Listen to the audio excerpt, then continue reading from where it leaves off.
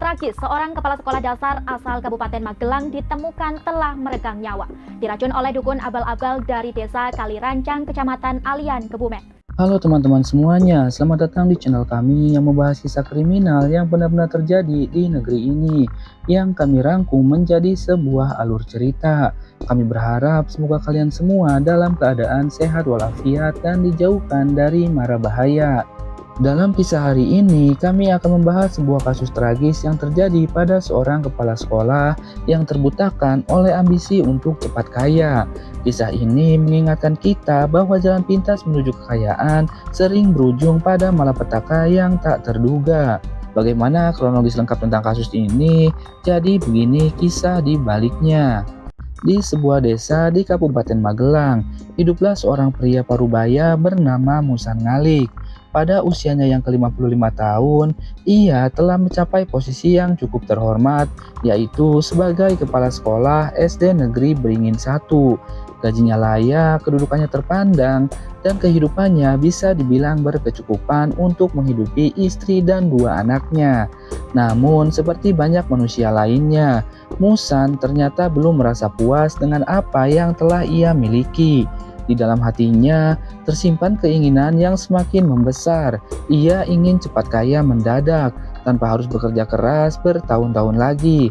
Pikiran ini terus menggerogoti batinnya hingga akhirnya membawanya pada sebuah keputusan yang akan mengubah hidupnya selamanya.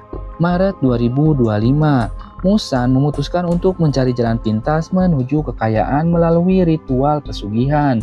Pencariannya membawa ia ke Duku Jero Tengah, Desa Kalirancang, Kecamatan Alian, Kabupaten Kebumen. Di sana, ia bertemu dengan seorang pria muda berusia 27 tahun bernama Wahid. Wahid mengaku sebagai ahli spiritual yang sering melakukan ritual di tempat-tempat keramat. Ia bercerita tentang mimpi-mimpinya yang mendapatkan petunjuk gaib tentang benda-benda sakti seperti semar mesem dan batu akik yang berhasil ia dapatkan. Dengan penuh keyakinan, Wahid menjanjikan kesuksesan dan kekayaan kepada siapa saja yang mau mengikuti ritualnya. Ironisnya, kehidupan Wahid sendiri jauh dari kata makmur. Warga sekitar yang mengenal kesehariannya pun meragukan kemampuannya. Namun Musan yang mata hatinya telah dibutakan oleh ambisi memilih untuk percaya. Dengan penuh semangat, Musan mengikuti instruksi Wahid. Ia mengumpulkan syarat-syarat ritual, membayar jasa sang dukun, dan menjalani proses pesugihan pertamanya. Dalam hatinya, Musan sudah membayangkan kekayaan yang akan segera ia terima. Hari berganti hari, namun tidak ada yang berubah. Rekening banknya tetap seperti dulu, kehidupannya sama saja, kekayaan yang dijanjikan tak kunjung datang. Wahid yang menyadari kegagalannya dengan cepat memberi alasan-alasan yang terdengar masuk akal. Ritual ini butuh kesabaran, mungkin energi spiritual belum cukup kuat, kita coba lagi. Itulah yang dikatakan oleh Wahid. Musan yang masih terbakar hasrat untuk cepat kaya memilih untuk percaya dan memberikan kesempatan kedua. Ritual kedua pun dijalankan dengan harapan yang lebih besar. Musan kali ini yakin bahwa kali ini pasti berhasil. Namun lagi-lagi hasilnya nihil. Tidak ada perubahan apapun dalam hidupnya. Kekecewaan mulai berubah menjadi kemarahan. Uang yang telah ia keluarkan, waktu yang telah ia buang, semuanya terasa sia-sia. Rasa dipermainkan mulai menggerogoti hatinya. Kesabaran Musan akhirnya habis. Dengan amarah yang meluap, ia mengumpat, menghina, dan memaki Wahid dengan kata-kata kasar. Ia bilang kalau Wahid adalah seorang dukun penipu dan tidak mampu mendatangkan kekayaan apapun. Kata-kata tajam itu menusuk harga diri Wahid. Pria yang selama ini merasa dihormati sebagai dukun, kini dipermalukan habis-habisan. Hinaan demi hinaan terus terngiang di kepalanya, meninggalkan luka yang sangat dalam. Seiring waktu, rasa tersinggung berubah menjadi sakit hati. Sakit hati berubah menjadi dendam yang mengendap, menunggu waktu yang tepat untuk meledak. 15 Mei di pagi hari, dendam telah membutakan nurani Wahid. ia pergi ke toko dan membeli potasium sianida, racun mematikan yang akan ia gunakan untuk membalas sakit hatinya. Dengan licik, Wahid menghubungi Musan dan menawarkan ritual pesugihan yang ketiga. Kali ini, ia berjanji akan memberikan kekayaan sebesar 2 miliar rupiah dalam satu malam. Meskipun terdengar mustahil, Musan yang masih terbutakan ambisi menyetujuinya. Tanpa sepengetahuan Musan, Wahid telah menyiapkan perangkap maut. Ia mencampurkan racun sianida ke dalam sebotol air mineral yang nantinya akan ia berikan sebagai air doa dalam ritualnya. Pada malam hari, tepatnya jam 7.30, dengan berboncengan menggunakan sepeda motor Honda Beat milik Musan. Keduanya menuju kawasan hutan petilasan Pagar Suruh. Musan datang dengan harapan memperoleh kekayaan, sementara Wahid datang dengan niat yang sangat buruk. Di tengah kesunyian hutan, ritual pun dimulai. Wahid meminta Musan meminum air mineral yang dikatakan sebagai air doa. Tanpa curiga sedikit pun, Musan menenggak seperempat botol cairan beracun itu. Tidak butuh waktu lama, racun mulai bekerja. Musan tiba-tiba batuk-batuk, dadanya sesak, tenggorokannya terasa seperti terbakar.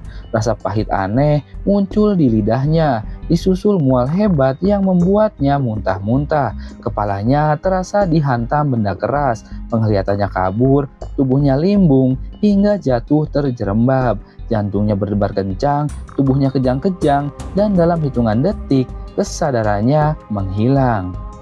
Musan Ngalik, kepala sekolah yang bermimpi cepat kaya, akhirnya menghembuskan napas terakhirnya di tengah hutan yang sangat sunyi. Melihat Musan tewas, Wahid merasa puas, dendamnya terbalaskan, namun ia segera sadar bahwa perbuatannya bisa membuatnya terjerat hukum. Dengan cepat, ia mulai menghilangkan jejak. Sisa racun dibuang, handphone dan dompet Musan diambil untuk menghindari identifikasi. Sepeda motor korban juga dibawa kabur. Semua barang bukti dibuang ke saluran irigasi saat dalam pelarian. Wahid kemudian berusaha menjalani hari-harinya secara normal, meski dihantui ketakutan. 16 Mei 2025, yaitu tepatnya di tengah hari, seorang warga yang sedang mengembala kambing terkejut melihat jasad seorang pria terbujur kaku di hutan petilasan Pagar Suruh. Kondisinya sudah mulai membusuk dan mengerikan. Akhirnya dia melaporkan penemuannya ke kantor polisi. Laporan segera dibuat ke kepolisian. Proses identifikasi berlangsung sulit karena kondisi jasad yang sudah rusak. Namun akhirnya terungkap bahwa korban adalah Musan Ngalik, kepala sekolah yang telah hilang selama 3 hari. Keluarga Musan terpukul berat. Mereka yang selama ini mencari keberadaannya kini harus menerima kenyataan pahit bahwa ia telah tiada. Awalnya keluarga dan masyarakat menduga Musan tewas tersambar petir karena tidak ditemukan luka luar yang tampak di tubuhnya. Keluarga pun menolak untuk autopsi dan langsung menguburkan jenazahnya. Namun polisi merasa janggal. Bagaimana mungkin korban ditemukan di tempat yang dikenal untuk ritual pesugihan dengan barang-barang pribadinya yang menghilang? Setelah keluarga diyakinkan, jasad Musan akhirnya diekshumasi untuk diautopsi. Hasilnya sangat mengejutkan. Musan tewas karena racun, bukan sebab alamiah. Penyelidikan intensif dimulai. Polisi mencari tahu siapa yang terakhir berhubungan dengan Musan. Jejak membawa mereka pada Wahid, pria yang mengaku sebagai dukun, dan dalam waktu kurang dari 24 jam, Wahid berhasil ditemukan. Awalnya ia ditetapkan sebagai saksi, namun ketika barang-barang milik Musan ditemukan padanya, ia langsung menjadi tersangka. Saat diinterogasi, Wahid tidak bisa mengelak lagi. Dengan barang bukti yang lengkap, ia akhirnya mengaku melakukan pembunuhan karena sakit hati atas hinaan yang diterimanya dari Musan. Wahid sang dukun palsu ini harus mendekam di balik jeruji besi. Ia terancam pasal pembunuhan berencana dengan hukuman maksimal pidana mati atau penjara seumur hidup. Sementara itu, Musan telah pergi untuk selamanya, meninggalkan keluarga yang berduka dan pelajaran berharga bagi kita semua, yaitu keinginan untuk cepat kaya melalui jalan pintas yang tidak halal, tidak hanya merugikan secara materi, tetapi bisa berujung pada malapetaka yang tak terbayangkan. Kisah ini mengingatkan kita bahwa rezeki yang baik dan berkah hanya datang melalui usaha yang halal dan kesabaran. Jalan pintas yang menjanjikan kemudahan instan seringkali berujung pada kesengsaraan yang tak berujung. Sampai di sini dulu kisah hari ini. Semoga bisa menjadi pembelajaran dan peringatan untuk kita semua.